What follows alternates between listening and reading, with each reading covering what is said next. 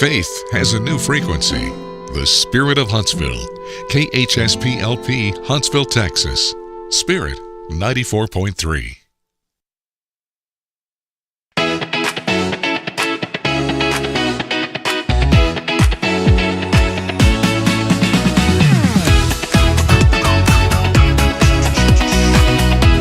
All right, how about that to get your Thursday going? Oh, I need it. Jason, we've been talking a lot lately, you and I. Yeah, it's been nice. It really has. Welcome back. It's been good to be here. It's not been that long since I've seen you. No, it's been since about 1 o'clock yesterday. Well, no, last night we, Wednesday Night Live. Sure did. Well, hey, we want to welcome everybody in as we get rolling this morning. Welcome into another edition of Good Morning Huntsville here on a thankful Thursday. I'm out of breath, and that's not a good thing. Oh, no. You've been working hard, Rob. You've been going strong. People don't know what you do behind the scenes. Well, no, you shouldn't be out of breath, like just connecting a camera. You ever get out of breath before you do a sermon? Oh, man. Running here and there and everywhere? Yes. And today, I know you got a busy day today, so you'll be with us for about the first 3/4 of the show or so, and then I know you've got a lot going, my friend. So thank you for all that you do. I know that. Oh, man. Thank you, Rob. You're amazing at the stuff that you're able to accomplish in only 24 hours in a day. Oh, you man. make the use of every second of it. Oh, man. Well, Jason don't like this kind of stuff, but our pastor here, he works hard. And Jason, one thing I was telling somebody the other day about just, the importance of church and community and people coming together. It means so much that a church has a pastor who is always out there supporting people. Well, and I appreciate that. We get, you've been in the ministry for a long time, but I mean, we'll get phone calls from wonderful people and wonderful members of this church and even people in the community that aren't members. And, requests that to some would be like, well, I don't really have time for that. But here we never question any of that. And we had a family who we love dearly who asked to come pray over their home. And I know you're a humble guy, but I don't know many people that would say, well, they'd send a lay pastor or somebody, but here you were going out there and praying over that home. I think that's what it's about, man. So thank you for all that you do, Pastor. Well, that's exactly where it's about, being with the people and getting out of the office is something that I love to do, is just to be out with the people and pray with the people. And it's so good just to. That's the reason I surrendered into the ministry, is to be with people. Sometimes we can get easily sidetracked and get caught up with meetings and planning and everything else, and we lose sight of our mission. The Lord always provides some respite, I believe, at the right time. He wants us to get a little bit of rest. Obviously, on the seventh day, He rested. And I'm thankful that you get a break for the next couple of weeks. I know that's coming at the right time. Yeah, I'm thankful for that too. Our spring break obviously is coming up this week, and Brother Don Jackson, he's our associate pastor here. He's going to be bringing the message on the family for the next couple of Sundays, and I'll be here. I'll get to listen and be ministered to, and instead of having to prepare a sermon throughout the week, and I can sit and listen to him and plan for our next sermon series after this one. So it's good to get a time away and to be with my kids over spring break and have a little time to get outside. We're not going anywhere. We're just going to be, hopefully, it's supposed to rain a lot, but we need the rain, but hopefully there'll be a few days of sunshine where we can just get outside and run around. I was just going to ask, what were the plans for spring break? And you answered the question, man. So yeah. No, we don't have anything on the schedule. Just take it a day at a time. What is an ideal spring break for you and your family? I know, just kind of hanging out, relaxing. Yeah, I like to get away from the house. Sometimes we live outside of Huntsville on our ranch there, where it's family land that's been passed down, and so we have a lot to do outside, and I try to get them outside, and sometimes that means just driving down the road to the national forest. I love walking in the national forest and getting outside and doing other things. I've tried to teach the kids since they were young to get outside and enjoy God's creation. So I think the best thing that you can do over spring break, if the weather is nice, is just to get outside. We'll play kickball or basketball or even a game of softball, but outside, it's just good to be outside with the kids, and that's what we try to do as a family, all ages. We just get out there and play a game. It's good. You got the energy to do it, man. I'm sitting there like, you got to make energy. Yeah.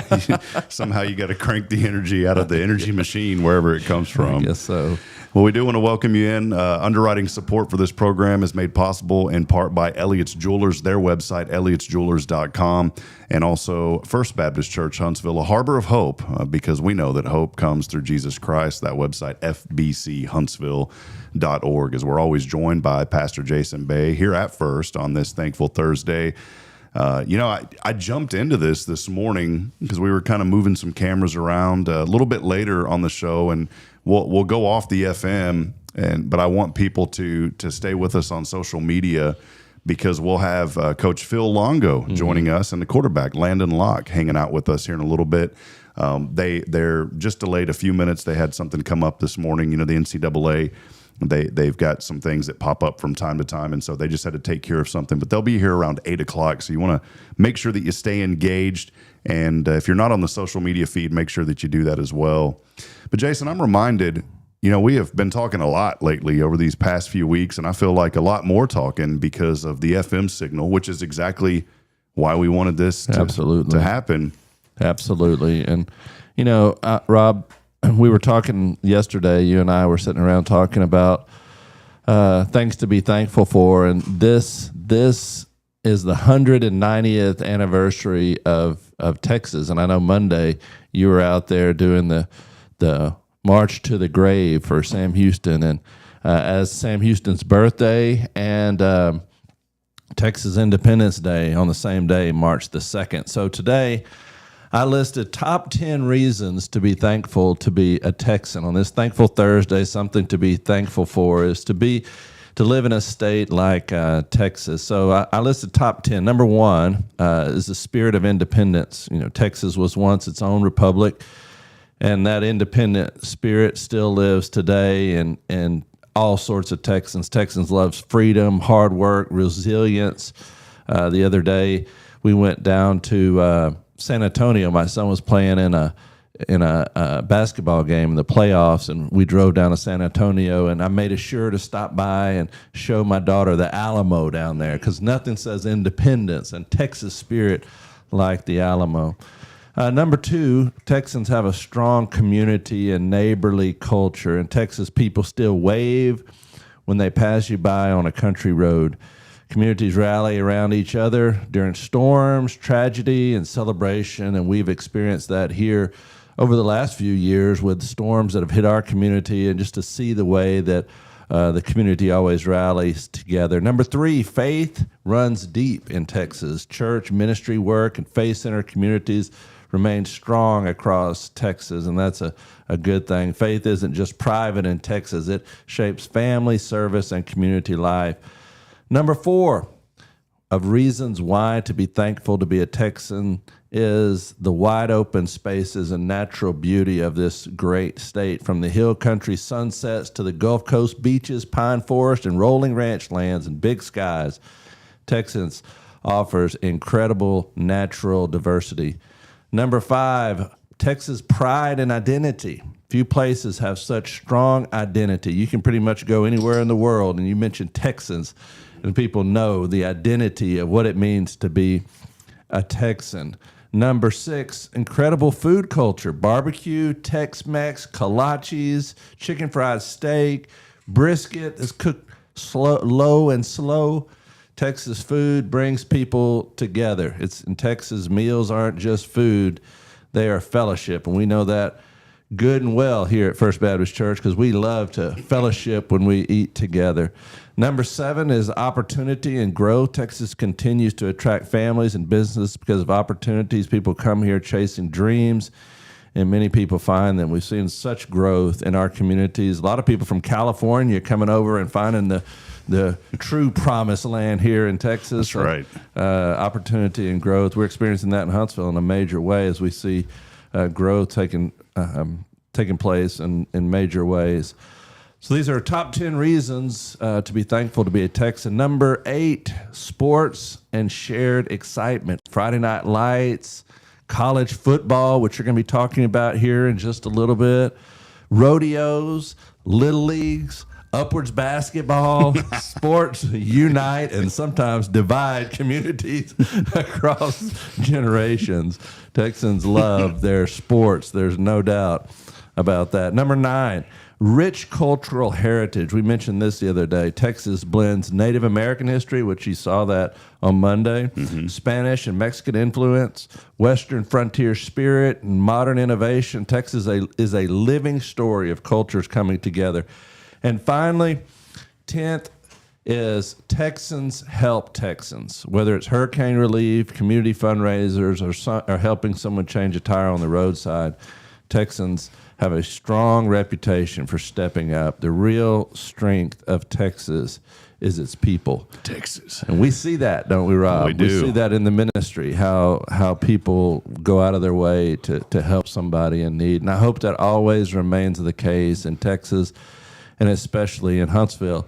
And really, there's no community that speaks Texan louder than Huntsville. That's right. Because of Sam Houston's influence here. And that's one of the things that makes Huntsville so unique is its ties to Texas history. I was joking with someone on this show one time, and a good way to get a good ab workout is you have to say Huntsville the correct way. And what you do is you get it down right here, and you say Huntsville. And when you hear that, then you feel it tightening up. You know you've done it right. That's when you know it's Texas. Yeah. The greatest probably reason to be thankful to be a Texan isn't just the history and the land or the traditions. It's the heart of the communities. And I love that about Huntsville. And, Rob, you have a tradition of asking people, what is it that you love about Huntsville? And I would guess probably about 9 out of 10 of the people have something to say about the people that make up this great community. And it is a great place to live and raise a family. And it still clings to those values that make it so strong, that run deep. And I'm proud to be a Texan, but more importantly, I'm proud to be a part of Huntsville, Texas. Yeah, it is a good place, and I'm glad you brought that up because I feel like we've been running and gunning so much lately that sometimes I forget to say, what do you love about this community? That's why we started this show. And, we don't get over to the phone line as much as we used to. And that's mainly because the Rob Hip prize bank account has ran down. And so we'll bring that back eventually. But there's only so many prizes that I can donate, and then we kind of run out of resources. So maybe one day we'll approach some folks, see if they want to underwrite some prizes to give away. We're always working here on a shoestring budget. Rob has put this thing together, and I'm so proud of the work that he's done, and to get the message out about our community and especially about the Lord's work in the community. Yeah, so it's all good. Hey, Josh, do you mind grabbing me that cup of coffee in there? I always feel bad, like I don't want to be that guy that asks Josh to go get the coffee for me. That's grunt work.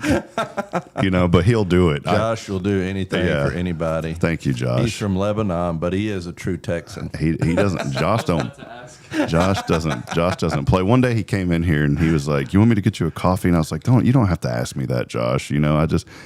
I appreciate that, but I don't.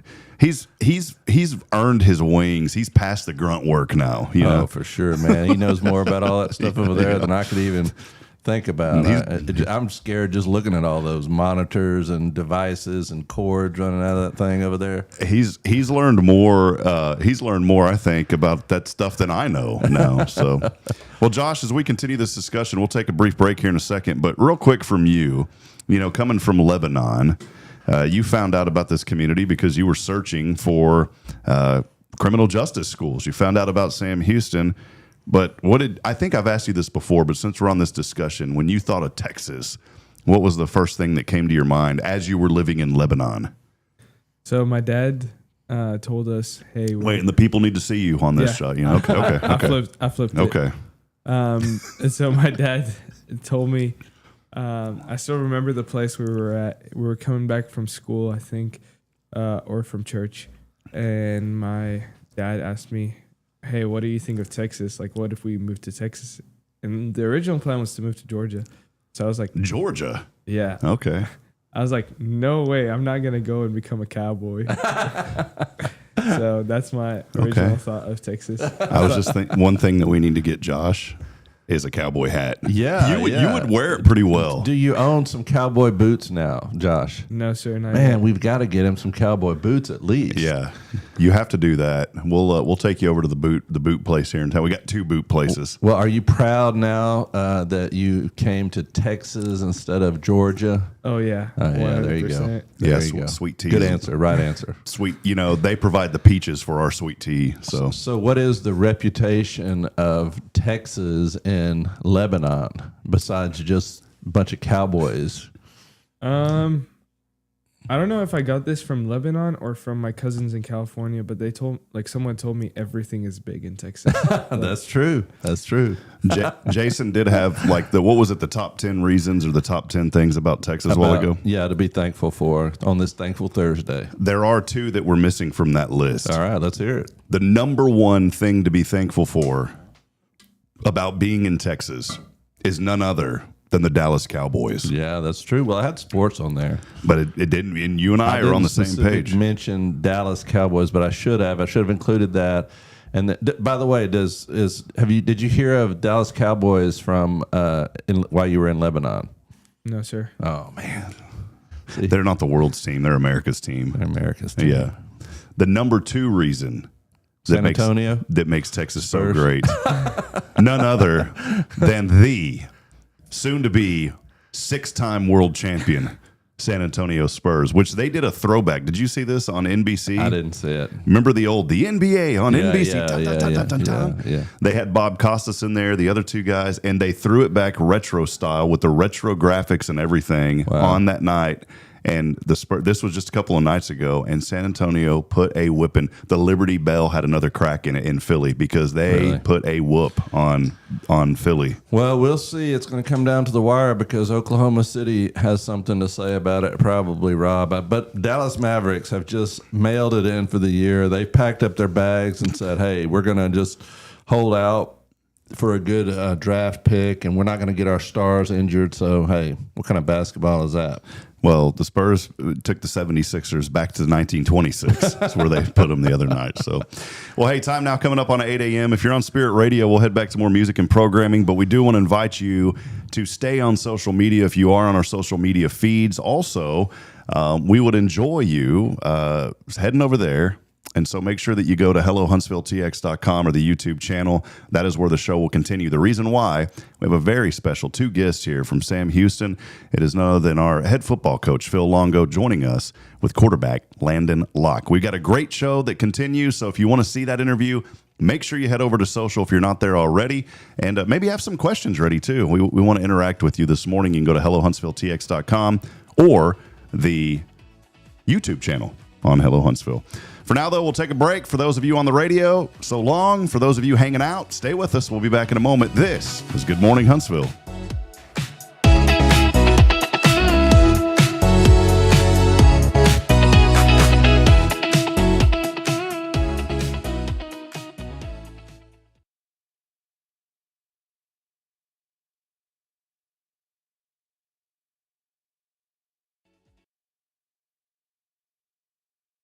Guardian Defense in Huntsville, Texas, a trusted family-owned and operated gun store and range in the heart of East Texas. Guardian Defense is your one-stop destination for Texas LTC, NRA basic pistol and rifle courses, pistol refresher training, as well as a wide selection of quality firearms and ammunition. At Guardian Defense, empowerment is within reach through their Texas DPS-approved license to carry classes. Certified instructors will guide you through every facet of firearm safety, conflict resolution, and the pertinent legal aspects. Book now to become proficient and responsible in handling a firearm with complete confidence. For the eager learners, the fundamentals of pistol and rifle usage await discovery in their comprehensive 8-hour NRA basic courses. You're invited to connect with Guardian Defense on Facebook and Instagram, or give them a call at 936-293-0364. You can also visit them online at GuardianDefenseLLC.com. Guardian Defense, your reliable partner in mastering firearm safety and acquiring quality firearms in the heart of Texas. Tomorrow's Promise Montessori schools believe in creating spaces where children can learn, grow, and use their imaginations. At any Tomorrow's Promise location, children enjoy the largest playgrounds in town. Tomorrow's Promise Montessori is a fun school where every child learns at their own pace, and mastery of a concept is expected before moving on to the next concept. At Tomorrow's Promise, every child is respected, loved, and nurtured for the unique individual that they are. Tomorrow's Promise Academy on Veterans Memorial now open. Visit tomorrowspromise.info for more information. Education you can trust.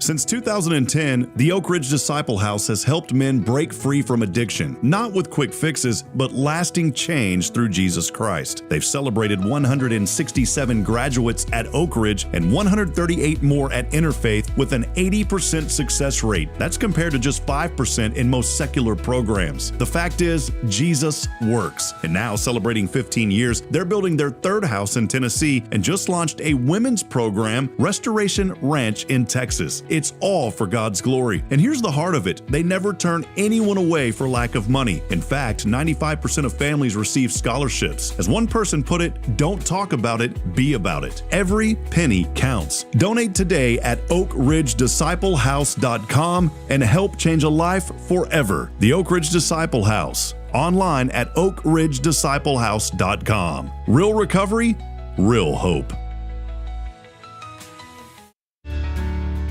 Hi, I'm Billy Cawthon, manager of Sam Houston Memorial Funeral Home. We know times of loss are tough, and you need a place to feel comfortable and cared for. At Sam Houston Memorial Funeral Home, we pride ourselves on being with you during those really tough days. You can rest assured that we will be on your side and by your side every step of the way. Thank you for your trust. Sam Houston Memorial Funeral Home, supporting families every day, every step.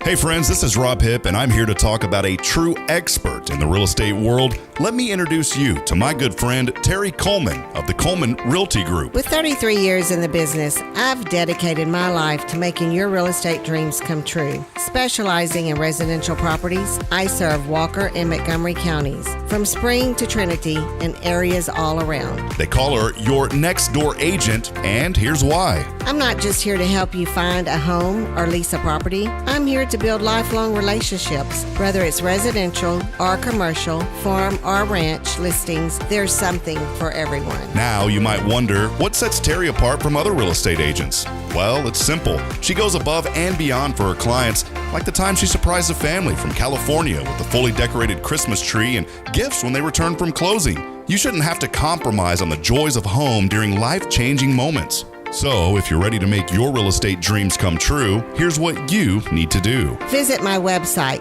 at myrealtorterry.com and let's make those dreams a reality. That's Terry Coleman, your expert in all things real estate. I'm Terry Coleman, your next door agent, and I can't wait to help you open the door to your new life.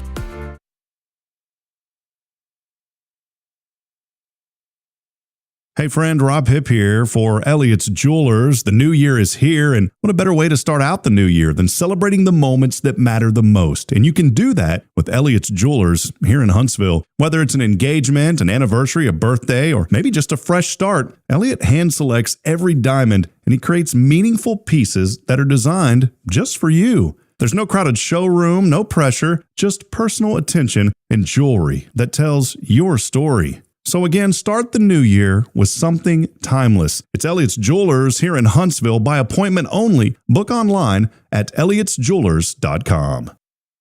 Hi, this is Braylon. You are listening to Feel Radio. God bless you.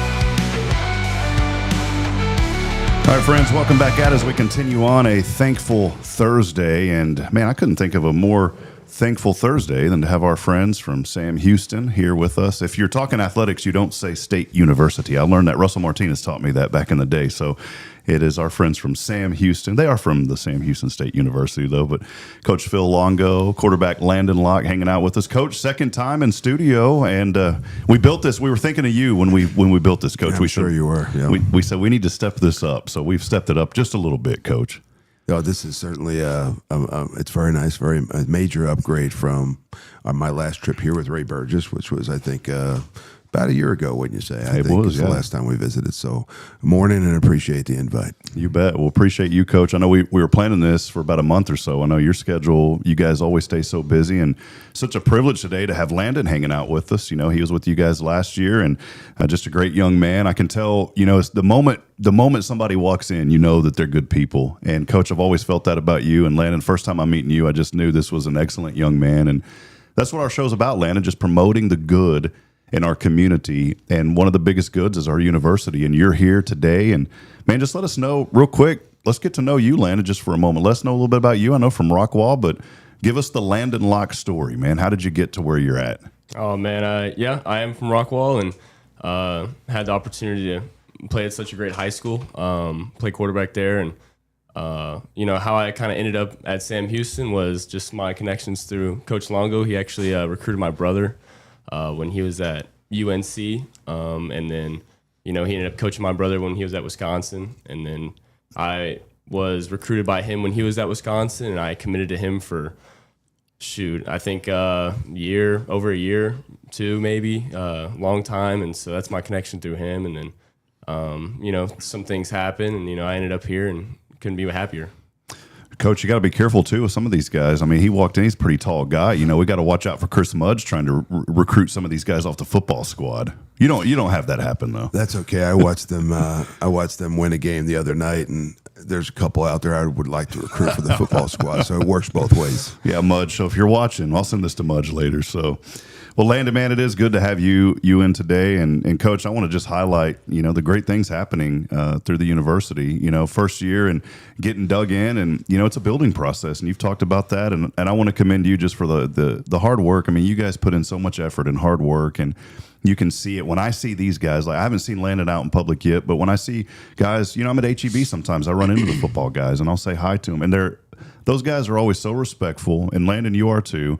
But I'm telling you, man, that starts from the top. That isn't something that just happens. That happens from an environment at home. It happens from an environment at the school. And I know that you instill that. And so many times, you know, obviously we get wrapped up in wins and losses, but I think the biggest wins is when these young men are doing what they do outside of the football game.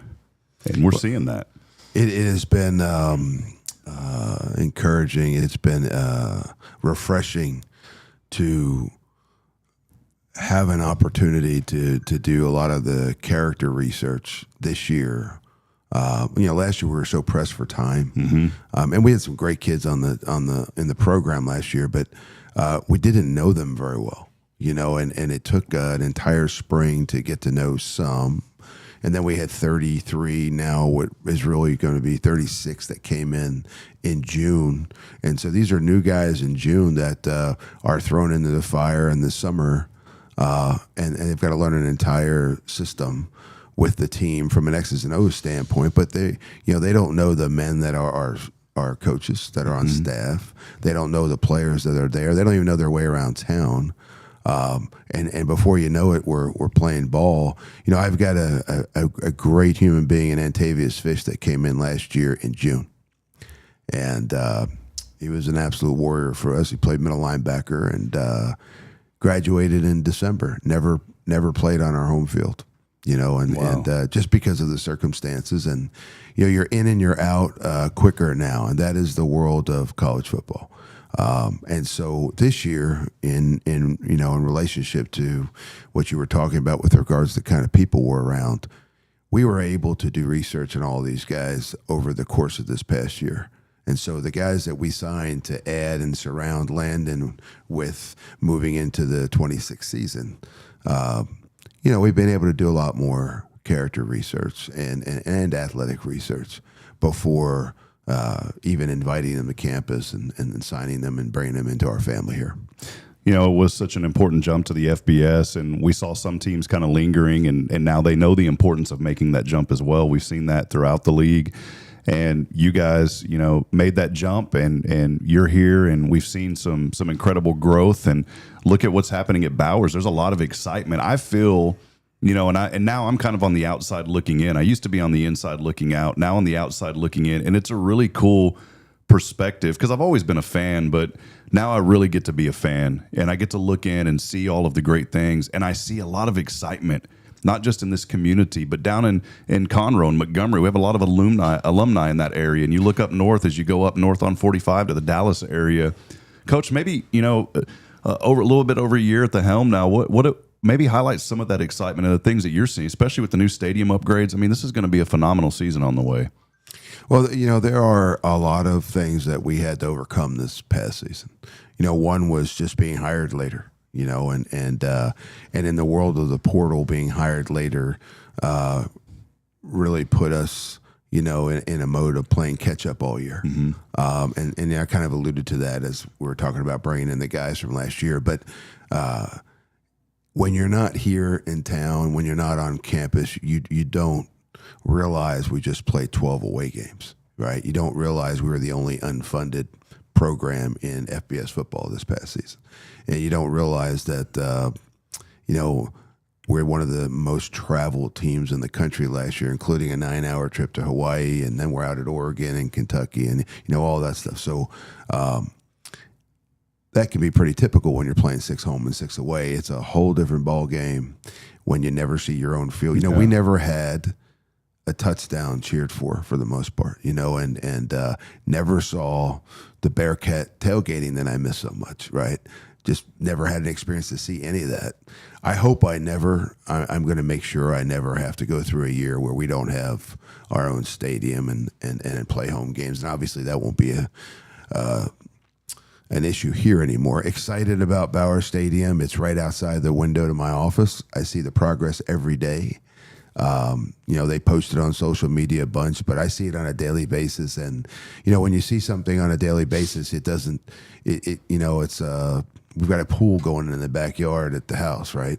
And I love the fact that, you know, I don't like being away from the family for a lot of hours, but I don't get home until after dark most of the time.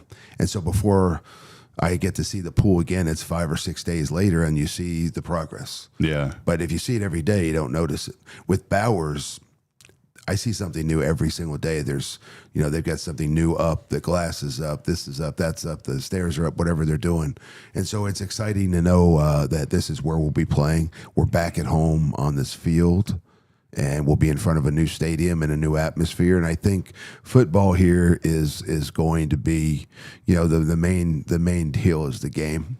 But I think the game in and around what's going on the field is going to become more of an event here at Sam Houston than it has in the past. You know, as you were talking, Coach, I was gonna kind of allude to that. You know, playing all the games down in Houston this past season, and the word at first came into my mind was adversity, but I scratched that in my thought process because it's more of a challenge. You know, you guys are not being able to play at home per se, even though it technically was home, but it was a challenge, and I wanted to bring Landon into this conversation. You know, for your first year of being here, you know, just how do you fight through that? How do you answer that call? And, you know, talk a little bit about that from last year, man. I know you guys had some challenges, but y'all are rising up, and there's a lot of good things happening, Landon. Yeah, no doubt. This last year playing at that stadium, it was great. Don't get me wrong, but we all know we wanted to play at our home stadium and have the crowd that, you know, everybody talks about. And seeing the press box go up and seeing the excitement around it, we as players couldn't be more excited to go out there on a Saturday and, you know, play where you practice and just like get after it under the lights. You know, the stadium was great out in Houston, but yeah, we're stoked and we're so excited to get after it. In Huntsville. Yeah, I think, Coach, if I'm not mistaken, 138 teams in the FBS, and I know there's no excuses, but I can't think of any team that faced the challenges that Sam Houston not only had faced last year, you know, with facilities and the upgrades, but then I go all the way back to when I had the privilege of calling games, going through the COVID season. There has been a lot of challenges that Sam Houston has been through and has overcame and has found a way to come out on top. And I think that is, I know. That's a phrase that I learned from another coach. He used to say, I think, and he'd stop and say, well, I don't think I know. I know that there are so many good things happening right now in the midst of, I guess what you could say adversity, but now with the new stadium, there's just a new momentum. And when I met you about a year ago, we met, Coach. I don't know if you remember, we were at it was when Coach Southern had stepped down. Todd Mabus was coming up. And I just thought that was the coolest thing. I was like, here's the new football coach for Sam Houston here, supporting the Huntsville Hornets in a local community. And that is such a good thing. And you're active, you're out and about. And that just shines through this community. I've heard so much positive feedback of saying, man, we appreciate Coach Longo and just how active he is in the community. I've asked you this before, but, we always have a new audience. But from your standpoint, how important is that for not just you to be active, but guys like Landon and the rest of the team to be out in the community? I spent a lot of time talking to other head coaches, right? And in 36 years of doing this, I know a lot of them, and I've been blessed to have friendships with numerous guys that I think do it at a really high level. And so I don't care how good you get at something. I think doing research in your area, when I was an OC, I talked to OCs all the time, talked to DCs all the time in an effort just to get better doing what I'm doing. And that really hasn't changed as a head coach. And so there are a lot of conflicting opinions out there with regards to how to successfully run an FBS football program. And at the end of the day, I agree with some, and I don't necessarily agree with some others. I subscribe to the school of, no pun intended, but to the school of being entrenched in the place that, where you are. And that means not just the athletic community, who supports us so well, but it means being a part of the university, and it means being a part of the town that you're in, which, we're here in Huntsville. And so Tanya, my wife, and I plan on being very entrenched in what's going on in town. And we got to reunite with a lot of people that we knew already and rekindle some relationships. Many of those, though, truthfully, we have maintained even the 9 to 10 years that we're gone. And so it was like just reuniting. But there are a lot of new faces here too, Dr. White being one of them. Mm-hmm. And Dr. White is a great example of a new face here that is just a huge asset to the university and to the community and to athletics and in particular to our football program. And so it has been nice to see what has remained, which was a lot of the good about this place.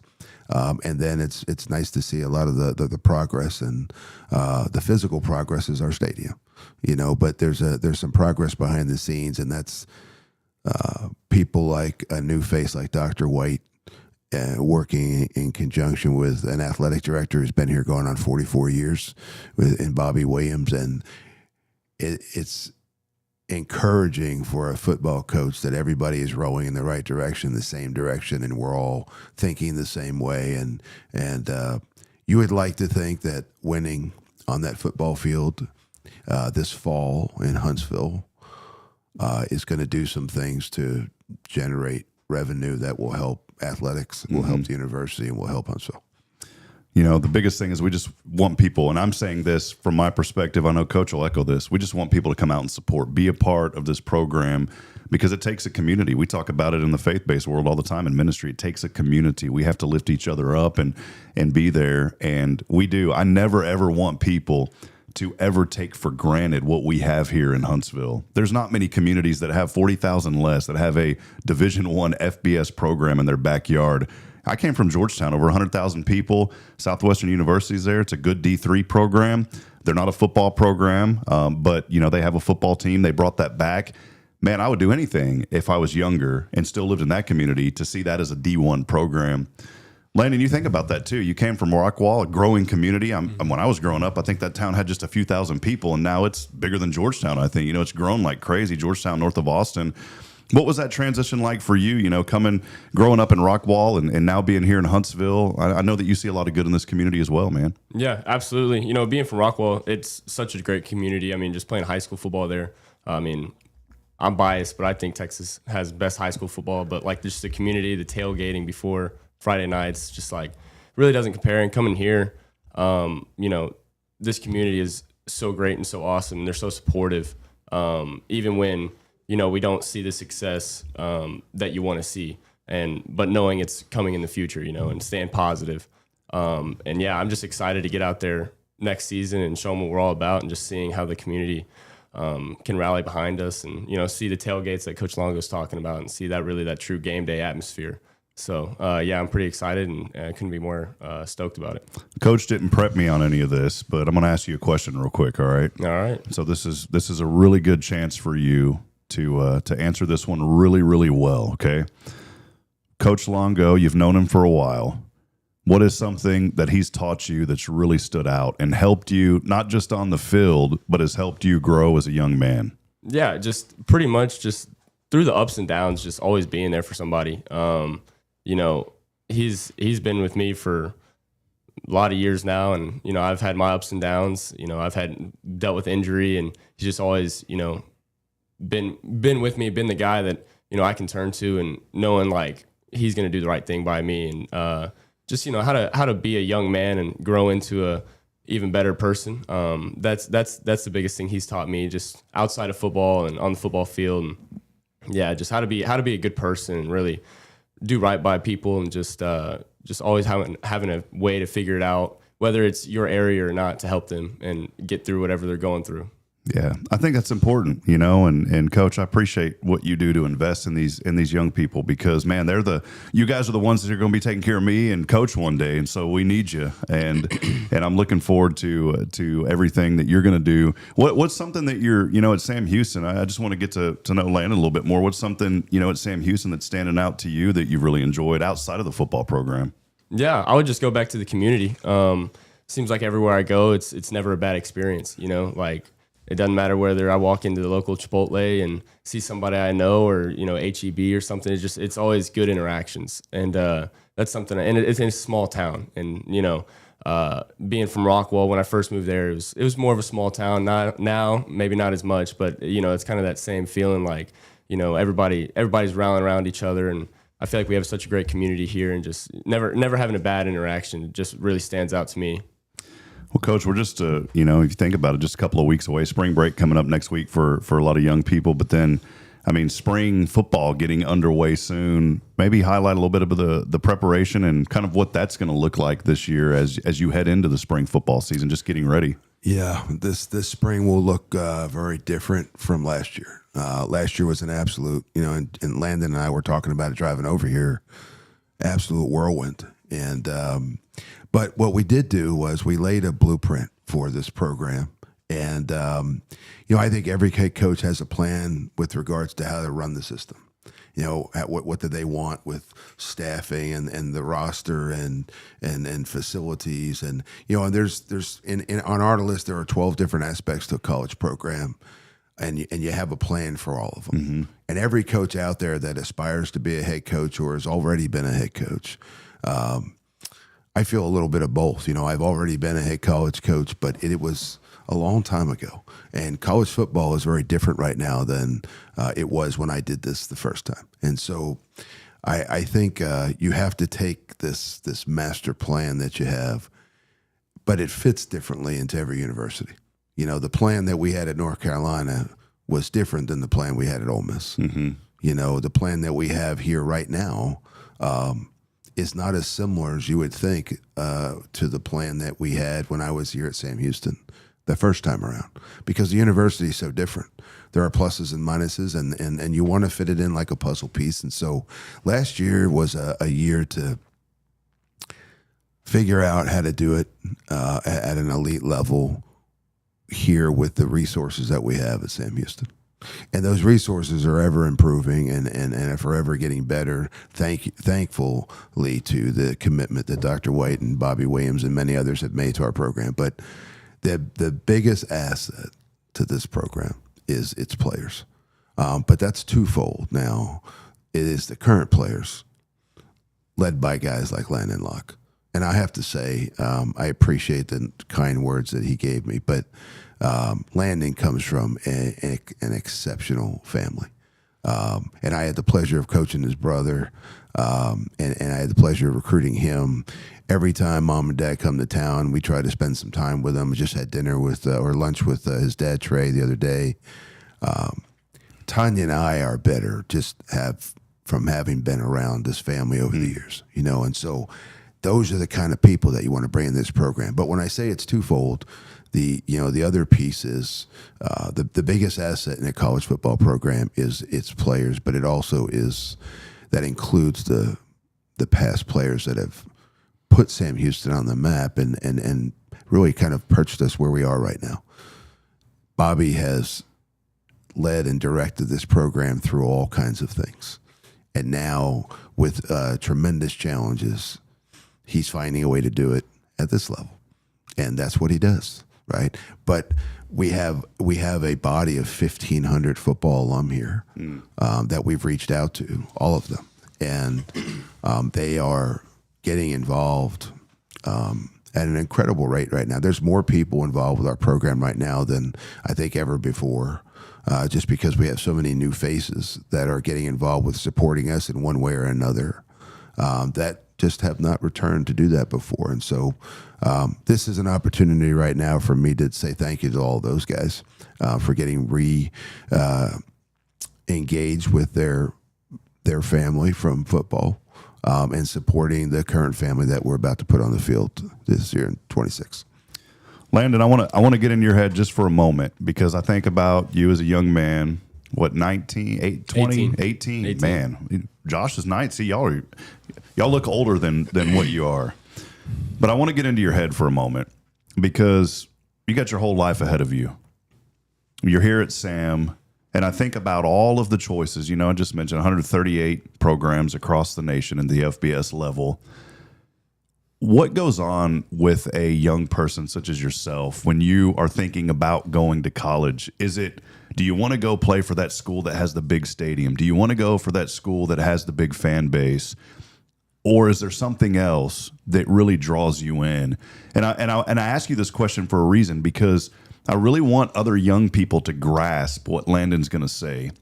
Because so many times I think we get wrapped up in this, we got to be involved in this huge, big thing in order to find fulfillment. But you are finding fulfillment right here. Not to say that Sam's not a big school, because it is, it's growing. But you have found fulfillment at this school. What drew you to Sam? And what would you say to that other young person out there that's saying, man, I got to go play for a Power 5 if I want to find success? That's not true. And I want you to answer that, because somebody is going to hear this and they're going to be like, that guy is the voice I needed to hear in my decision. Yeah, all those the big stadiums, the cool uniforms, the number of uniforms, and all that stuff. That's all really cool, and I don't knock any of that. That's all awesome things. But I think really what it comes down for me is just the relationships. Who can I put myself around and make and better myself and not just grow as a player, but as a person, like we talked about, and also just like being close to home is a big deal for me. Early on in my recruitment, I didn't think that I really wanted to be close to home like that, because, we have a tight family where I come from. But after being, because it's only 2.5 hours away, and so just the chance to, wake up on a Saturday morning, just so, I want to go see my parents. That means everything to me. And so the relationships is the biggest aspect in my opinion, but also just being close to home matters more to me than I thought it would, and it's something I definitely take advantage of. And I think that's a big deal. And like my brother, he's been far away in college. He's been at a few schools, but he's always been playing right away. And he just transferred to Tarleton, and now he's 2 hours away. And I mean, he's never enjoyed it more. He goes home every weekend, see my parents and see the family, and so it's pretty cool, having us all close to home, and so that's a big deal to me. But again, just the relationships, who's gonna better myself, who's gonna make me grow into a better man, and also who's gonna develop me into a better football player in the future too. So yeah, see, Coach, that's good. And I wasn't like fishing for an answer, but I knew that answer was going to come up. I knew that the word relationship was going to come up. And as I said earlier, it's because of the leadership from the top with Dr. White and folks such as yourself, Coach, that it's big on relationship. And I've learned at 41 that I wouldn't be where I'm at if I hadn't have been out there and had people that supported me through adversity, through things that I've dealt with. And that's the key. And Landon, that's such a good answer, because I think more young people need to hear that, because we get wrapped up in the hype and all of these cool things. And we start to think, all the hype and the cool things isn't what's going to set us up for success. And you'll look back on this journey 20, 30 years from now and be like, man, I'm glad that I had that relationship with Coach Longo. I'm glad that I had that relationship with Sam Houston. Look at where I'm at now because of where they've carried me. Coach, maybe just kind of piggyback on that. I think it really is an important message for somebody to hear this morning. Yeah, relationships has always been the cornerstone of everything. And our framework at the office, there's not a wall that there's not a room you'll walk into where on the wall you don't see the words character and production. And it's in that order, right? And so I've been some places where the character piece didn't matter. Mm-hmm.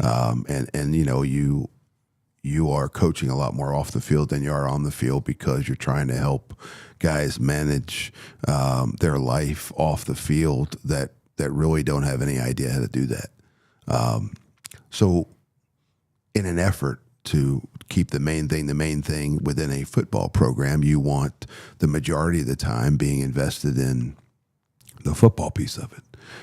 But there is a relationship aspect to football, just as there is with any walk of life. And, maybe one of the most rewarding, and this is a little microcosm into what I'm talking about, maybe one of the most rewarding things that I've been through was during the 2024 season and the 23 season at Wisconsin. We had 7 different players from the past 30 some odd years of coaching fly out with their wife and their kids and spend the weekend with us and come to practice and go to the games, and we'd take them out to dinner and the night off. And these are players I coached 25, 20, 18, 15 years ago who are now adults themselves. They're not the kids that I coached. And they have families of their own, and it's remarkable to watch them sitting at our dinner table with their kids. Makes me feel old, but to have those relationships 15, 20, 25 years later, that all started just as a relationship between a coach and a player, and then it becomes a personal relationship. And I've actually hired 18 former players. Wow. Which has been very rewarding. AJ Hop, our line coach from last year, played for me. Antonio Williams, who is doing a phenomenal job right now, currently is our running backs coach, and he played running back for me at North Carolina. I don't hire players just to hire players. I hire players because I think we do a good job recruiting character guys and just great people, just great human beings. And at some point in your tenure with these guys over the course of 2, 3, 4 years, you realize these are the kind of people that I would want to be around my 3 daughters. These are the kind of people that I want to work with day in and day out. So I told Antonio Williams 7 years ago, I'm going to hire you at some point. And he had no idea he was even going to coach. He went to work for NASCAR for a little while. But cool. Here he is. He's in the business, and he's really good, and he's here, and we're blessed to have him. But those experiences that I brought up at Wisconsin based on relationships, the fact that we have some guys on staff here that I know and I trust, and because of who they are as people, those are relationships. And I would hope that 20, 30 years from now, I'm still communicating and finding a way to spend some time with Landyn and his family. One thing that I think of is you can't have success. There's no way you can have success on the field, Landyn, without relationship. It starts, and that's in life too. But of course, your football team. You want to play football. Football is that's the core of it. You want to play. You want to find success on the field, and just like in the professional world, you can't find success unless you build a good team. And how do you build a good team? You have good relationships with people. And we've seen it so many times, especially at the professional level. You can have all the talent in the room, but if those guys can't find a way to get along and be in relation with each other, they may find limited success, but it's not going to be long-term success. As you head into this spring season, maybe highlight a little bit more about some of the relationships that you're building, Landyn. I know here for the first year already, but now in the second year, and maybe some of the challenges that you're working on, not with relationships, but just on the field, and some things that you really want to focus on as you head into this spring season. Yeah. With how college football is nowadays, I think the biggest challenge is just all the new guys that come in and having to, build that relationship and that chemistry as fast as you need to heading into spring ball. But that's where, taking on that leadership role matters a little bit more, putting yourself out there a little bit more. But it all starts in January with workouts and the throwing sessions that, aren't ran by the coaches. And so, going through those hard workouts like mat drills we just got done with, but seeing, who you can count on and who do you need to, bring up and pick up. And I think that's where a lot of the trust is built, is just in January and February, working through when the coaches aren't there and when it, technically you think this might not matter. But I think that's truly where it's built. And then by the time you get to spring ball, that's where it shines, the relationships and the chemistry you've built over that span of 2-3 months. It's quick, but it can be done. And the biggest challenge is, just that short time frame. Mm-hmm. But I think we've done a great job of bringing in a great group of guys, good character guys, and a lot of guys that can produce with us on the field. And I couldn't be more excited to really see what they have to show on the field and in spring ball. And I think it's going to be really good, and I think it's going to shock a lot of people.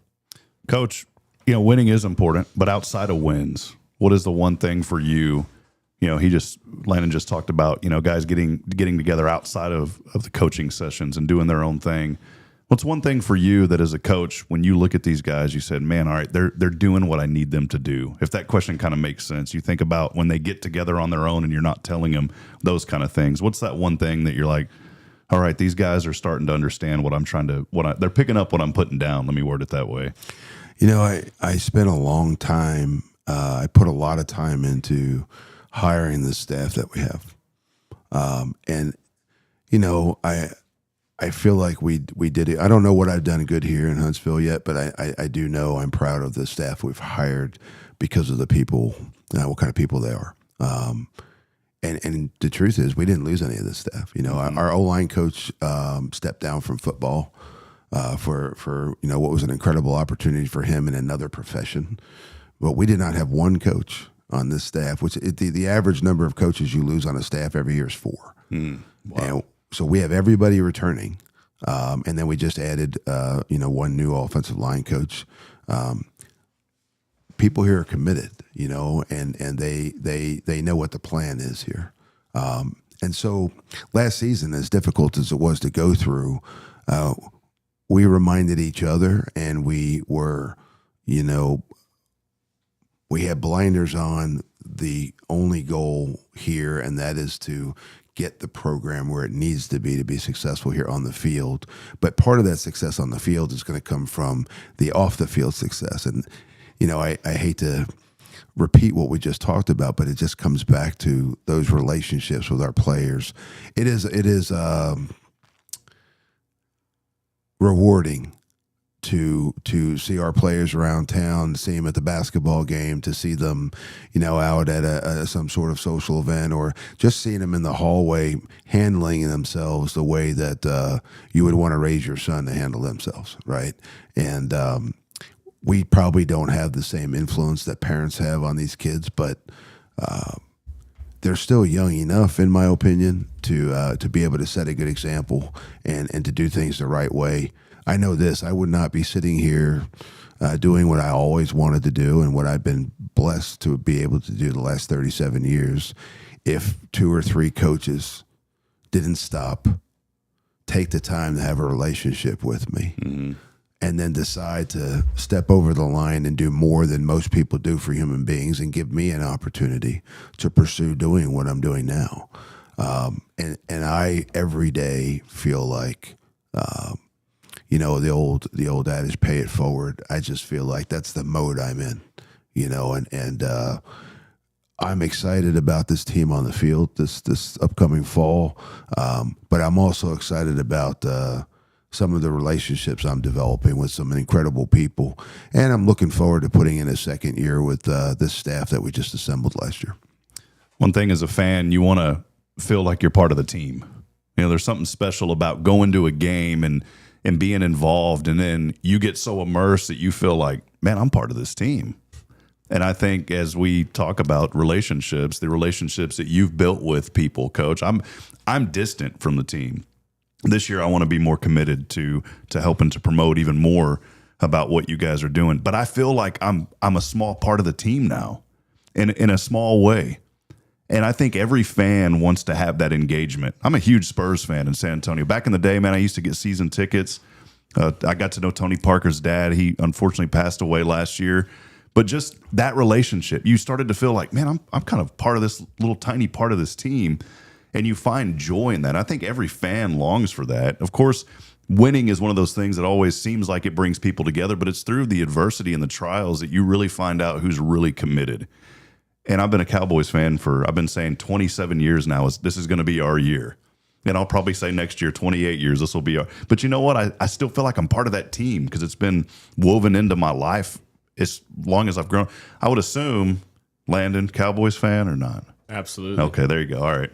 So you heard it here first for anybody that was thinking differently. Landon is absolutely a Cowboys fan. But you get what I'm saying, right? Absolutely, yeah. You feel like you're part of that team, and it does start with the relationships. And one way, again, we are so blessed here in Huntsville because the fan base has access to the team in ways that maybe other fans don't at their universities. Coach, you've always had a policy. If you want to come by and talk to me, you know what? Just come by and talk to me.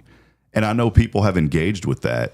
And we've got an event coming up, and I'm leading, this is all a segue into an event coming up in August. I went to the auction last year. It was really awesome because the players were there.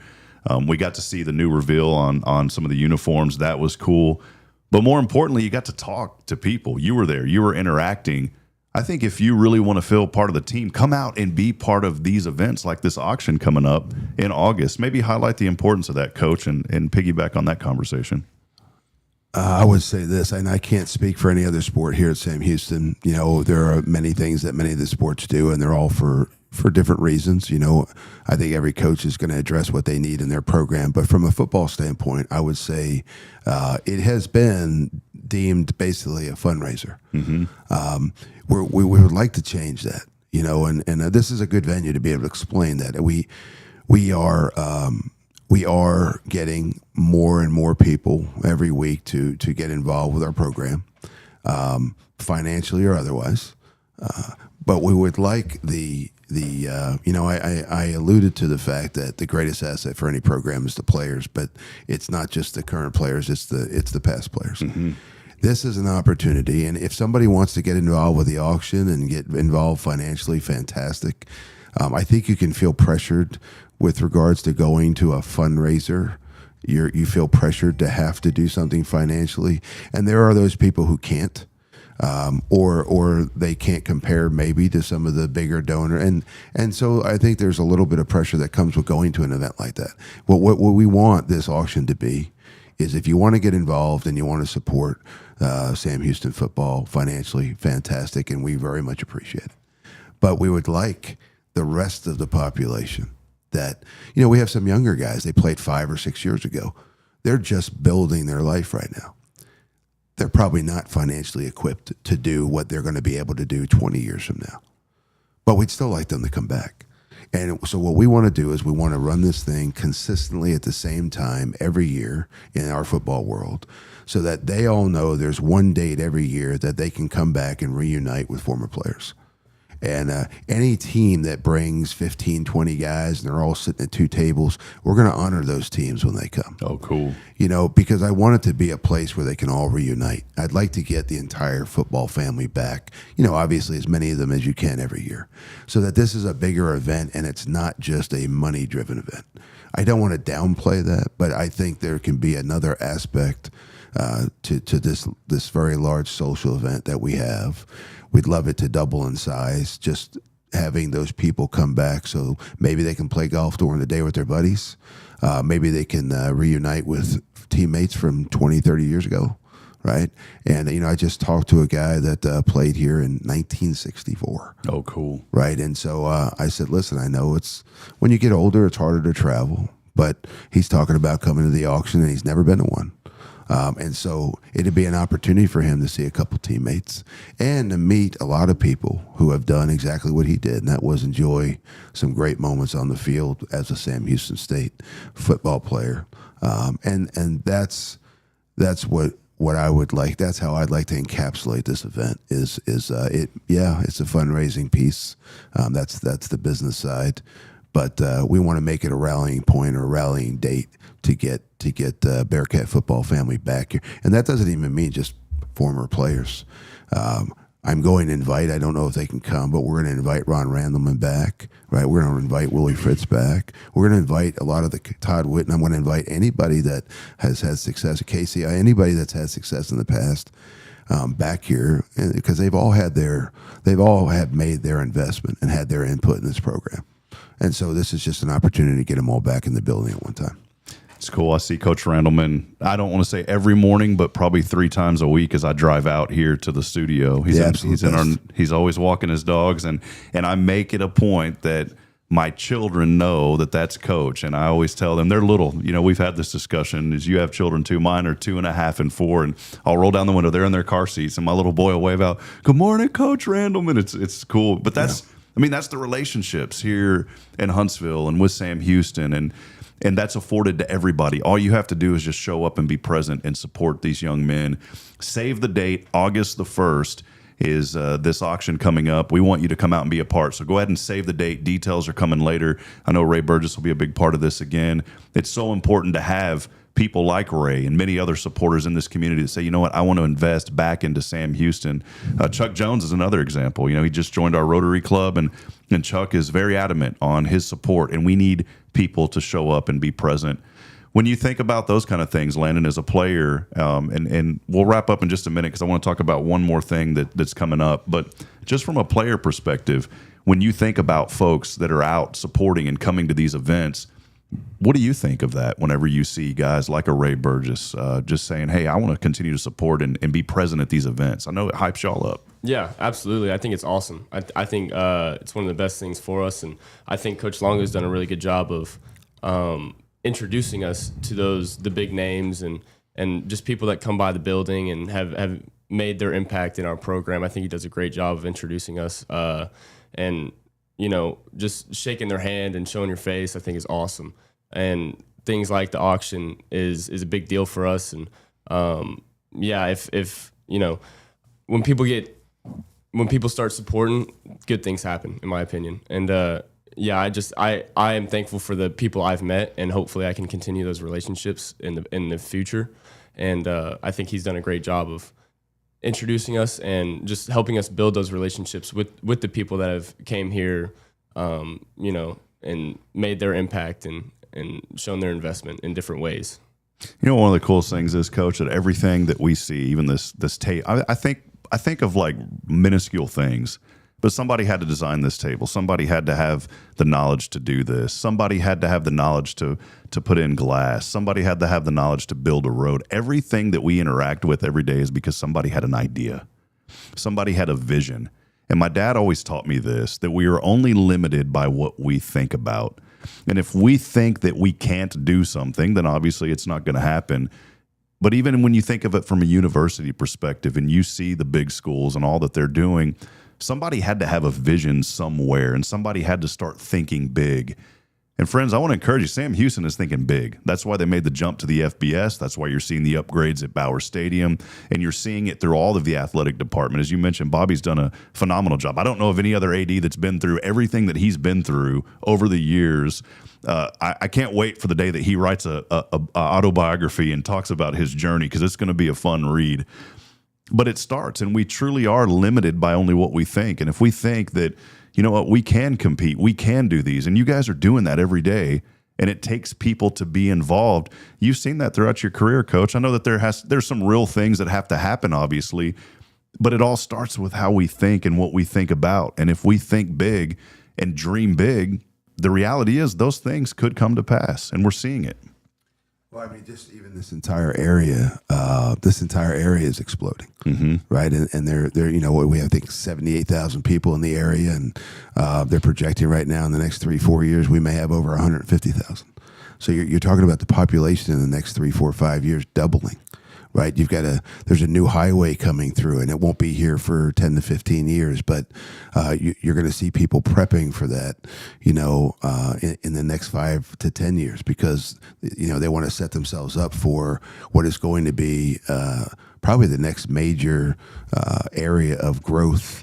Houston has expanded. It's one of the fastest growing areas in the entire country. I live in Montgomery County right now, and I was told it's the fastest growing county in the United States. So I don't know if that's true or not, but I know what's going up around me, and it's impressive. There's something new every day as I drive home. So Willis and New Waverly do not have the infrastructure that the Woodlands and Conroe does, and so what's happening is Houston is exploding. It's blown through the Woodlands. It's blown through Conroe. You're getting to a lot of open acreage in Conroe. In Willis and New Waverly, and so this explosion is taking a 20-minute jump north to Huntsville, where we do have some infrastructure, and there's new businesses opening up every day in town. I think Huntsville is going to look very different here in about 5 years. I think the university is going to look different, and I certainly believe the football program is going to look different. And so what we want to do in-house, this is what our staff talks about. We want to be an aspect of the university that is out in the spotlight. That's just what football does for you, that our university is proud of, and that will service our university in a way that will advance the entire school and not just football. Do we want to win ball games and collect trophies and win championships? Without question. It's one of the top goals in the program. And so, but to do that, and it's very hard to do anything consistently in this world. Very, very hard. We talk to quarterbacks all the time. You got to make 80 good decisions in 3 hours. That's not an easy thing to do. And so we're going to build this program patiently. Parents and recruits and fans don't always want to hear that word patience, but we want to build it the right way so that when we get where we want to be, we can sustain success. Building this and doing this at the FBS level is very different than when we built it and did it at the FCS level. It's completely two different animals. And so Bobby Williams and Dr. White and myself and many, many other people who are supporting us, when you've got to look at something in a progressive way to believe that it can be somewhere it's not right now. And that's what we're doing. And I think I'm as excited as any fan out there to get in the spring ball here and mold this thing. But I cannot wait for the home opener here at the new stadium in 26 in September. A football program is not a credit card. Credit cards are, you get what you want right away. It does take time, and patience is the key word. I was just talking to somebody about this the other day, Coach, that, back in the day, our parents and our grandparents had it really tough. For my generation, we've had some tough things, but we haven't had it as tough as my parents and especially my grandparents. There was no such thing as credit cards back then. If you didn't have the money, you didn't buy it. You had to work for it. And that's the same thing I think about as you were talking. That for some reason that memory popped into my head, that it is a building process. And I learned this from coaches, that you have to trust the process. And the more people that can buy into that and understand that phrase really is a legitimate phrase, good things come to those that wait. You do have to advance, you do have to move things, but you also have to build things, and you have to have the right foundation. I believe that Sam Houston absolutely has the right foundation. One final thing coming up, Coach, I wanted you to highlight the Cat Attack Camp. This is coming up starting on June the 18th. Tell us a little bit about the camp that's going to run the 18th through the 21st. So it's 4 different camps, 4 days in a row, and it is really an opportunity for us to give back to the local community and to the state of Texas and anybody else that wants to be here with regards to helping these high school football players develop their skills for the next level. And some of them will realize that dream and some of them will not. But what we want them to do when they leave the camp is feel like we gave them some tools to improve themselves. And then, the business side to this whole thing, and there is a business side to all of it. is not necessarily the money that we're raising, but it is the prospects that come. So this is an opportunity for us to invite high school prospects. High school recruiting has been cut in half in the last 2 years because of the portal and transfer recruiting. But it is still a major priority here. You know, we signed 17 guys that will drastically impact our program over the next few years, and it will remain. There's a lot of different conflicting opinions out there about how to run the program and who to recruit and who to retain. But we feel strongly that high school recruiting, particularly in the state of Texas, which is one of the best overall cultures for football in the United States, we all know that, is going to remain a priority here. So this is an opportunity, these camps, to invite those Texas high school prospects and any other prospects from anywhere in the country that want to come and work out in front of us. There's nothing better than seeing somebody live. And so to have those guys come out here, we signed numerous guys that we had in camp last year. So that'll be 4 days, and it also, there's a silver lining to this, and that is it gives players an opportunity to go coach. That's cool. And I think it's an eye-opening experience sometimes, because after 4 days, they understand a little bit more what we go through with them when we are going through this process. Most beneficial year I ever had was the year I hurt my knee in my junior year, and I had to take off a year of football. And John Bunning, my college coach at the time, played Philadelphia Eagles linebacker with Dick Vermeil, was kind enough to get me involved in coaching, and so I did that for a year. I was a student coach for 1 year. That's the year I decided this is my calling and this is what I want to do. It also, though, gave me a huge eye under the spotlight into what these coaches are going through, trying to develop us on and off the field. And I was a much better player coming back after that experience than I ever would have been if I had not gone through that. And so I almost feel like this gap year that they all talk about, right? I wish they all had to go coach for a year and then come back. And I think they'd be better students of the game, because they would understand how important it is. They'd also understand how difficult that process can be when a player doesn't meet you halfway. And that's the job of a coach, is to find the way to reach each player, and they're all different, to get them to the same point where they're good enough to help our team on Saturday from a contribution standpoint. So if you can't tell I'm excited about this year, you're not listening. Yeah. Go back and hit the rewind button. Landon, real quick, we'll wrap up here in about 2 or 3 minutes. You faced some adversity your senior season, I believe, battling some injury and rebounding from that, and found a lot of success there at Rockwall High School.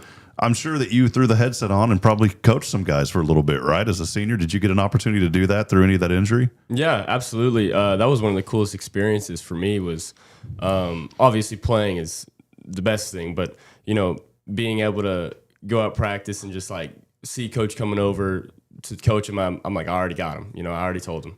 And one game, because I tore my ACL, and I didn't know if one game I did sit in the box, and it was cool just to see how, because as a player you don't really think about the coaches in the box, because you're on the field, you're playing the game, you're not thinking about all that, and it's cool to see their point of view from being in the box and how they do things. And that was a really awesome experience for me, just being able to coach up the other quarterbacks, the younger guys, and put forth your words of wisdom and stuff like that. And it's a great experience, and kind of like you said, it made me appreciate the game more. It made me kind of fall in love with the game even more.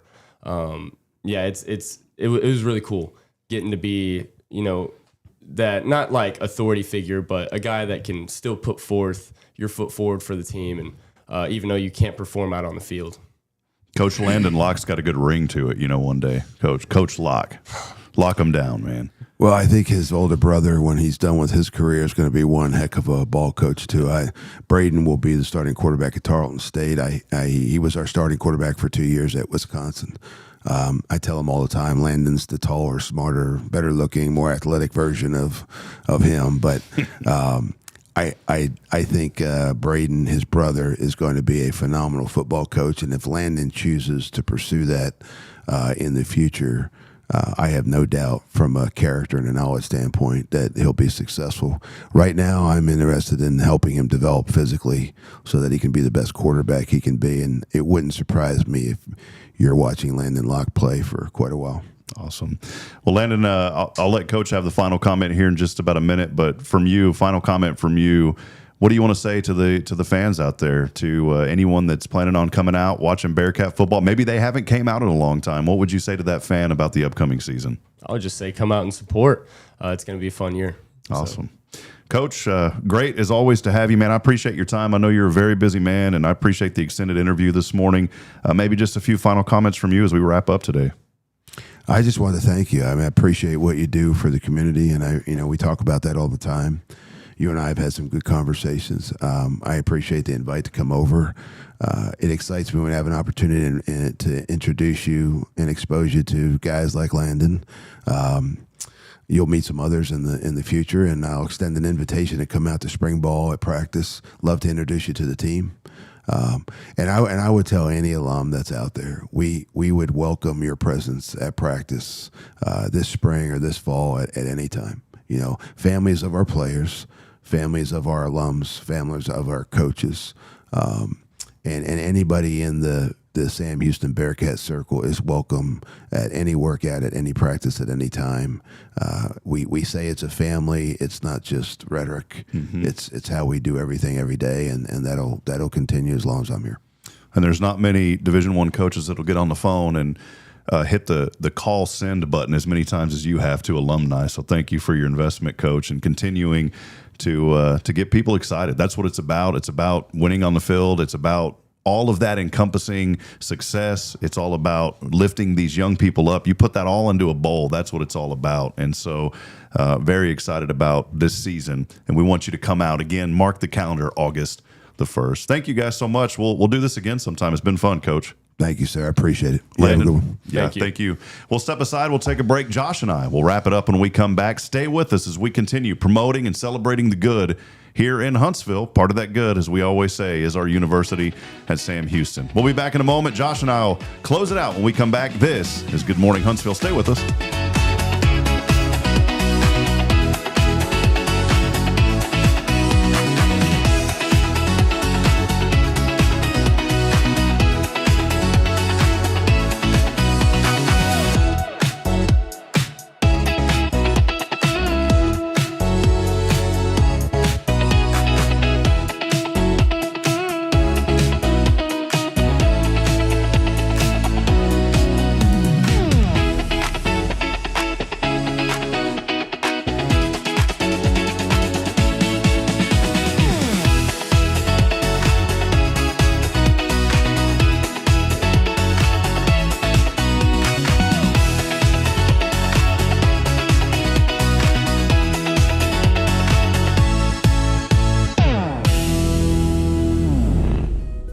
Promise Montessori schools believe in creating spaces where children can learn, grow, and use their imaginations. At any Tomorrow's Promise location, children enjoy the largest playgrounds in town. Tomorrow's Promise Montessori is a fun school where every child learns at their own pace, and mastery of a concept is expected before moving on to the next concept. At Tomorrow's Promise, every child is respected, loved, and nurtured for the unique individual that they are. Tomorrow's Promise Academy on Veterans Memorial now open. Visit tomorrowspromise.info for more information. Education you can trust. Hey friend, Rob Hipp here for Elliott's Jewelers. The new year is here, and what a better way to start out the new year than celebrating the moments that matter the most. And you can do that with Elliott's Jewelers here in Huntsville. Whether it's an engagement, an anniversary, a birthday, or maybe just a fresh start, Elliott hand selects every diamond, and he creates meaningful pieces that are designed just for you. There's no crowded showroom, no pressure, just personal attention and jewelry that tells your story. So again, start the new year with something timeless. It's Elliott's Jewelers here in Huntsville by appointment only. Book online at elliotsjewelers.com. Hi, I'm Billy Cawthon, manager of Sam Houston Memorial Funeral Home. We know times of loss are tough, and you need a place to feel comfortable and cared for. At Sam Houston Memorial Funeral Home, we pride ourselves on being with you during those really tough days. You can rest assured that we will be on your side and by your side every step of the way. Thank you for your trust, Sam Houston Memorial Funeral Home, supporting families every day, every step. Hey friends, Rob Hipp, Media and Community Outreach Minister here at First Baptist Church, Huntsville. Let me ask you, when's the last time you felt real hope? Maybe it's been a while since you've been to church, or maybe you've never felt connected to a church at all. Well, friends, that's okay. Here at First Baptist, we're a harbor of hope, and we welcome everyone just as they are. We have programs throughout the week for all ages to come together, ask questions, grow in faith, and find the hope that only Jesus Christ can bring. Whether you're looking for a fresh start or a community to call home, we'd love for you to join us. Come experience something real. For more information, visit fbchuntsville.org. First Baptist Church, Huntsville, a harbor of hope. In this harbor of hope, we are safe inside. Are you ready for a better way to bank? Join Walker County Federal Credit Union today. As a member, you'll enjoy low-cost loans, no annual fees, and easy online access. We're not just a credit union. We're a community dedicated to your financial success. Experience friendly service tailored for just you. Why wait? Join us online at walkercountyfcu.com or drop by our location at 1802 Normal Park Drive, Walker County Federal Credit Union, member NCUA. The Oak Ridge Disciple House is a faith-based 501c3 nonprofit Christian character building ministry helping men 18 and older who are suffering from drug and alcohol addictions. If you or someone you know needs help, there is light at the end of the tunnel, and that light can be found through the Oak Ridge Disciple House. For more information, visit oakridgedisciplehouse.com. Faith has a new frequency. The Spirit of Huntsville. KHSPLP, Huntsville, Texas. Spirit 94.3. Little upbeat morning here on Good Morning Huntsville. Thanks for hanging out with us as we wrap up here in just a few moments. Man, I took a picture just a few moments ago. I look like I haven't slept. And welcome in, everybody. I stepped over to the production seat that Josh normally sits in for a minute. This is kind of a cool place to hang out over here, Josh. I stepped over here. Josh had to step out just for a moment. He locked his keys or something. I don't know. He found them. So, all right, Josh, I'm giving your seat back up, buddy. Here he is, Josh Mashi, everyone. Here he is. Give him a round of applause. Wait, do I have one of those cool little? Let's see if I have one of those soundboards here. Hold on. Oh, here we go. Josh Mashi, everyone. All right, it doesn't work, Josh. I tried. Here he is, Josh Mashi. I'm going to go back to my chair now, okay, Josh?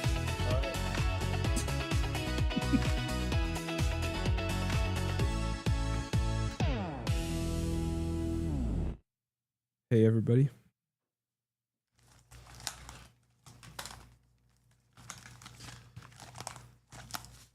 All right, well, I got back on. I had to rush over here. It's a pretty long journey, Josh. It is. It's like from one studio to another. Oh, man, I'm out of breath after that. What a great interview, man. I so appreciate Coach Longo. You know, I love giving him an opportunity to – I'm privileged with the opportunity that he comes by. I mean, he is a very busy man, but, you know, again, to think about it, Josh, the universe, you're a part of it. You know, what's made Sam Houston so special for you? You're not even involved in athletics, but you have found so much success through the university and other avenues. What have you loved most about your journey as a Bearcat? Eat 'em up. Honestly, I really love, like the culture of Sam Houston. Like, you can walk up to anybody and they'll be friendly. And the other day I walked up to a guy named Brian, and he was sitting in the pit, and I just walked up to him and I started talking to him. The pit, is that like in the LSC? Like where those, what is the pit? The pit is where Old Main used to be before it burnt down. Ah, that's right. Okay. Yeah. I'm a wannabe Bearcat. I didn't know that. I got accepted to Sam Houston, but I never took a class. Where'd you go for college? I was going to ORU, but I've pulled out. Okay. Yeah. Yeah. Being a Bearcat is a privilege, honestly. I love being a Bearcat. I wouldn't trade it for anything else. Bearcat. Bearcat. Bearcat. Bearcat. It's not that kind of a cat, Josh. It's a bear. Yeah. Honestly, it looks more like a sloth than a bear. It's the mighty sloth. It is cool, though. It is neat. And I always talk about that, man, life is so short. And maybe this is the final discussion today, as we'll throw some faith into this discussion. You know, life is short. Jason read a story yesterday on lunch break about a young man who was on that show, The Deadliest Catch, 25 years, just getting his career started on that show, and he fell over and passed away. He was in the water for 10 minutes. And friends, we don't know what the future holds, but let me rephrase that. We do know what the future holds for those that don't believe. We do know that. You know, when people say you can't predict the future, I can predict the future. I can predict the future. If you don't know Jesus Christ, there is a hell that is very real. There's also a heaven that is very real. So yes, I can predict the future in telling you that if you accept Christ as your personal Savior, that you have a future of hope and joy and everlasting life. If you don't, you have a future of dismay and despair and everlasting death. And that's the truth. And in order for us to talk about our faith, we have to be real and we have to be honest and we have to be bold. We can't hold back from what God's word says. But life is so short, Josh, and we have to be serious about that. And I don't want anyone's ears to ever go deaf to the things that we talk about when we get serious about faith. I know some of you are just listening. You're like, whoa, that went serious quick. But it's because there is a time to be serious. Mm-hmm. When we talk about the sacrifice that Christ made, we were in Wednesday Night Live last night. Got started again. Hey, were you guys doing worship in y'all's room in there? Yes. That's cool. Were you playing? Yes, sir. It was beautiful to my ears hearing the worship coming out of that room. This was a college group, right? No, sir. No. What do you do? So junior high? Is it the junior high kid? I do sixth graders. Okay. But last night, the youth went on a trip, and that trip, like some people were not able to catch the bus, so they just went to the actual, what's it called? The Sunday school class that I teach, which is sixth graders through 8th. But FYI, here's my look at Josh. Josh, flip over to 3. This is what I see. All right, there's 1. Look, that's my view of Josh right there. You can barely see my eyes. No, that's wrong. Hold on. Okay, let me raise this up a little bit because I do see your face. Okay. This is more legitimately my view of the Josh Mashi. Right. Let me get my eyes in focus. Right there. This is for the people. This is what I see. Yeah. It's kind of, your chin's kind of cut off on me. I wish I can grab this and show the people what I see. Anyways, sorry, continue on, Josh. But yeah, we had some youth kids joined in with some middle school girls, and so I was like, this is a really interesting group of people because like you usually don't have seniors in high school sitting in the same classroom as sixth grade girls, and I was like, Lord, I know there's something for everyone here. Yeah. And you're being intentional. And so I took that time to be intentional with that. We need to be serious in that time, and when it comes to our faith and when it comes to our relationship with Christ, we absolutely have to be serious. One thing that I learned, you can take in hordes of information and sometimes only remember a few things. And the biggest takeaway that I got from my time at ORU is this, that we sometimes take the Bible literal, but we always take it serious. And so this morning, for anybody out there that has been questioning their faith, it's time to make the decision today and accept Christ. It doesn't mean that things are going to be easy. I've always said, in fact, because of experience, and I know that the Bible knows, the Bible talks about it, the persecution for those that follow Christ. And there will be times of persecution. There will be times of spiritual warfare because we know that the enemy is always attacking. He's given dominion over this world. But we can put our full hope and trust in Christ, as God's word says, and we can move forward. And so this morning, I want to encourage you to think about that and get plugged in to a good church, because you need a community of believers. If I wasn't connected here at first, man, I don't think that I would have grown as much as I have in my walk with the Lord. And I'm nowhere near anywhere that I want to be. In fact, none of us are ever anywhere near where we want to be until we get to meet Christ face to face one day.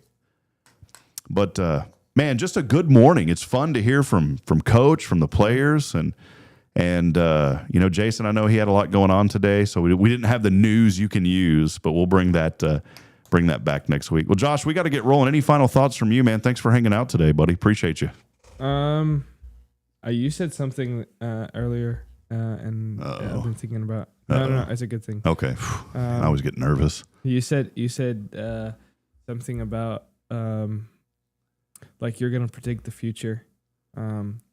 Actually, in the book of Revelations, it says the testimony of Jesus is the spirit of prophecy. And so whenever you share the gospel, you're prophesying because of what Jesus did and the hope that we have in him, and that like those who believe in him shall not perish. That's a prophecy that is yet to be fulfilled to everyone. Like for me, it's yet to be fulfilled. Once I perish, I will not die. I will have eternal life. And so I find that really interesting, like what you were saying. Yeah, man. I never thought that, because people say, well, you can't predict the future. Well, there are some things that we know that we know as Christians that have faith in Christ. We do know what the future holds, as long as we have faith in that. Yeah. And I think that if we don't have faith in that, then we need to, I'm not saying it in a negative way, but we need to reevaluate our walk with Christ. And maybe today some of you are questioning, man, am I really in a relationship with him? It's never too late to ask the Lord into your heart. I think one of the greatest things that I've heard recently was someone that you know, and I won't go into names or details, but he questioned a young man and said, I don't think you really know the Lord. And it was because of that bold statement that young man accepted Christ. He said, you know what, you're right. I thought that I did, but you're right. I was just going through the motions. I was just checking off a box when I was younger because I thought that I had to. I never really understood what it was like to have a relationship with Christ. And my prayer is to fear the Lord. It's a new prayer of mine. Lord, I really, the Bible is very clear on fearing the Lord. And it's not a scary thing, but I want to do things that please him. And I mess up a lot. I mess up a ton. The Bible's clear that we have all sinned and fallen short of the glory of God. That is why we need Jesus Christ. And so take that with you as you go today. I know it's a whole hodgepodge of things that we've talked about from faith and to the university, but I think it all ties back into life in general. And think about the mission and what you're doing today. Are you serving other people? Because if you're not lifting them up, I believe you're pushing them down. Josh, thanks for hanging out. It's been fun today. We will be back at it tomorrow. The Billy Cawthon joining us from Sam Houston, almost said Sam Houston State University, Sam Houston Memorial Funeral Home. We'll have a good friend joining us that has not been on the show before, and I am looking forward to having her on the show. And I know her last name, and I'm trying to remember her first name to make sure that I have it right. And man, I know who it is, Josh. Help me. Hold on, Josh. Hold on, because this is embarrassing. I'm very sorry if you're listening. I can't even find it on my calendar. You know what I did? I changed my calendar to monthly view, and it's made it very difficult to find out what's going on. It's Emma. I was going to say Emily. Emma Okerlich joining us from the Walker County Chamber. I'm sorry, Emma.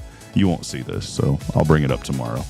Till then, as I end every broadcast reminding you, we're not strong enough alone to make it on our own. We need each other, so please provide a word of encouragement, lend a hand of support.